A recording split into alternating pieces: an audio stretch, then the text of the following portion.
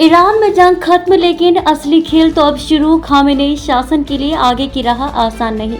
Israel और Iran के बीच 12 तक चली जंग अब खत्म हो चुकी है, लेकिन इस लड़ाई में ईरान को काफी नुकसान हुआ है। उसके 3 प्रमुख परमाणु ठिकाने तबाह हो गए हैं। साथ ही कई टॉप मिलिट्री कमांडर्स और परमाणु वैज्ञानिक इजरायली हमले में मारे गए हैं। सबसे गंभीर चिंता यह है कि इजराइल की हिट लिस्ट में ईरानी supreme leader Ayatollah Ali Khamenei भी शामिल थे, जिनकी हत्या का प्लान अमेरिका की दखल के बाद रद्द कर दिया गया। ऐसे में अब ईरान में खामेनेई शासन के लिए आगे की राह बहुत मुश्किल नजर आ रही है। जनता के बीच गहरा असंतोष, इजरायली हमले और फिर अमेरिका की एंट्री ने इस जंग में ईरान को पस्त कर दिया है। वहां 1000 के करीब लोगों की जान चली गई और सैकड़ों लोग घायल हुए हैं। साथ ही रिहायशी इमारतों से लेकर अहम इंफ्रास्ट्रक्चर की बमबारी से भारी नुकसान हुआ है। ऐसे में वहां की जनता के भीतर शासन को लेकर असंतोष पैदा हो गया है। ईरान में पहले से ही खामेनेई शासन के खिलाफ जनता, खासकर युवा और महिलाओं में गुस्सा है। साल 2022 में महसा अमीनी की मौत के बाद शुरू हुए प्रदर्शनों ने शासन की कठोर नीतियों और मानवाधिकार उल्लंघन को ये दुनिया के सामने ला दिया था।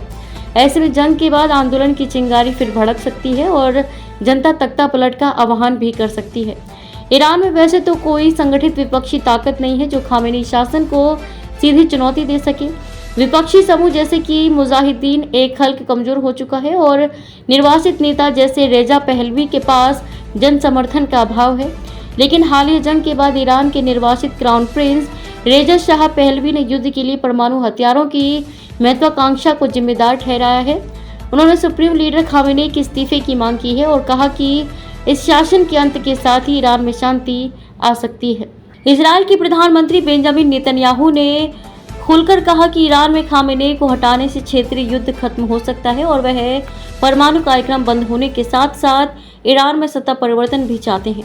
हालांकि सत्ता परिवर्तन के मुद्दे पर उन्हें अमेरिका का साथ नहीं मिला, लेकिन ट्रंप भी खामेनेई शासन पर अपनी टेढ़ी नजर बनाए हुए हैं, क्योंकि न सिर्फ इजराइल बल्कि पूरे क्षेत्र के लिए यह एक चुनौती बन चुका है। ईरान समर्थित समूह जैसे हिजबुल्ला और हमास हाल के युद्धों में कमजोर हुए हैं और इसका सीधा असर शासन पर पड़ रहा है।